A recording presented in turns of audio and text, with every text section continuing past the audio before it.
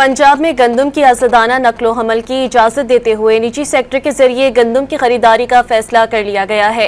वज़ीर आला पंजाब मरियम नवाज ने गंदम की रिकॉर्ड पैदावार और पंजाब के किसान को जबरदस्त खराज तहसीन पेश किया है। मज़ीद जानते हैं डॉन न्यूज़ के नुमाइंदे अदनान शेख से। अदनान शेख, बताइएगा, मरियम नवाज ने किसान को जबरदस्त खराज तहसीन पेश किया है। शरीफ की जेर सदारत में गंदम की कटाई से कबल सूरत हाल का जायजा लिया गया और इस इजलास में गंदम की रिकॉर्ड पैदावार पर पंजाब के किसानों को शाबाश दी गई और जबरदस्त खराज तहसीन पेश किया गया। इस मौके पर मरियम नवाज ने कहा था कि गंदम के काश्तकारों को हुकूमत पंजाब की तरफ से 1000 ट्रक मुफ्त दिए गए। पंजाब में गंदम की आज़ादाना नकलो हमल की इजाजत दे दी गई है, जबकि प्राइवेट सेक्टर के जरिए गंदम की खरीदारी का फैसला किया गया है। उनका मजीद कहना था कि फ्री मार्केट और डी रेगुलेशन की पॉलिसी जो है वो जारी रखने का फैसला कर लिया गया है।